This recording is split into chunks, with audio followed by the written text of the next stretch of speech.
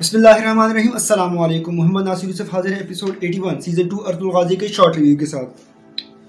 कबीले में बाहर का मौसम आता है जिसकी खुशी में सब घर से बाहर आते हैं और वहाँ पे एक समा होता है देखने वाला। हाइमा खानम और गोगची उसका इफ्तिताह करती हैं और एक पुरजोश तकरीर करती हैं। गुंदोगदू अपने खैमे में होते हैं और कोट पहन रहे होते हैं, लेकिन उसका एक हाथ तो काम नहीं कर रहा होता तो वो कोट नहीं पहन सक रहे। वो गुस्से में वहाँ पे चीज़ें गिराते हैं। सलजान वहाँ पे अंदर आती हैं। सलजान उसको कहती हैं कि मैं आपकी मदद कर देती हूँ, लेकिन वो इनकार कर देते हैं। सलजान उसको कहती है कि बाहर का मौसम आ गया, सब लोग बाहर आए, खुशियाँ मना रहे हैं, आप भी आ जाएं। वो कहते हैं कि मैं इस तरह नहीं जा सकता, लोग क्या कहेंगे कि हमारे फौज के सपा सलार को क्या हो गया। कबीले में औरतों की तीर अंदाजी का मुकाबला होता है जिसमें बानो जिजक भी हिस्सा लेती है। बानो जिजक सबसे जीत जाती हैं। हाइमा खानम उनको खुशी में एक तोहफा देती हैं। मर्दों की कुश्ती हो रही होती है जिसमें दोनों कबीलों के पहलवान हिस्सा ले रहे होते हैं। तूतकिन अर्तुर से कहते हैं कि आप अपने बहादुर सिपाही को भेज दें। मैं अपने बहादुर सिपाही को भेजता हूँ। पता लगाते हैं कि किसके सिपाही ज़्यादा ताकतवर है।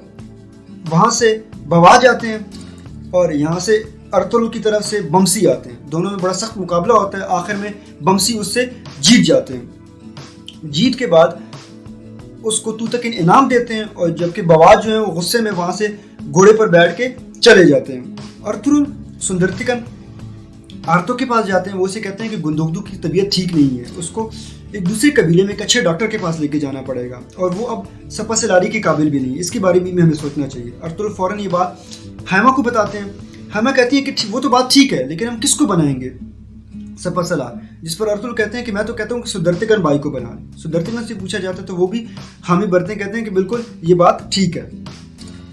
सादुद्दीन कोपेक गोंचा गुल को नुयान के पास लेके जाती है और उसे कहते हैं कि जब तक आप बदला नहीं लेती आप नुयान के साथ रहेंगी। वो नुयान को देख के चौंक जाती है क्योंकि उसने उसको कबीले में देखा होता है।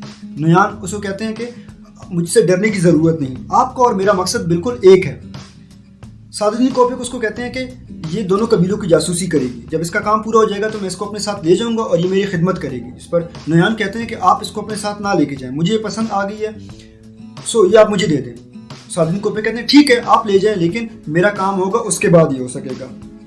हाइमा के खैनम में बानो जिजक की मंगनी की तैयारी हो रही होती है और सब बहुत खुश होते हैं। तूर अली को जो कबीले का बाजार होता है वहाँ पे घोड़े पे लाया जाता है और उसको तोहफे में एक तलवार दी जाती है और सब उसको मुबारकबाद भी देते हैं। दत्तिकन से कहते हैं कि सादुद्दीन कोपेक अभी तक खामोश है और ये खामोशी हमारे लिए बहुत खतरनाक है। तुर्कुत अर्तुल से कहते हैं कि भाई सिपाही सब तैयार हैं, जब भी आप कहेंगे बजंतीन जाने के लिए वो तैयार हैं। सुंदरतिकन कहते हैं कि लोग अमन चाहते हैं और वो वहाँ पे आपके पास नहीं जाएंगे। जिस पर अर्तुल कहते हैं कि यहाँ पे अमन नहीं है, इसलिए मैं उनको लेके जाना चाहता हूँ। यहीं पर किसका अख्तिताम होता है। वस्सलाम।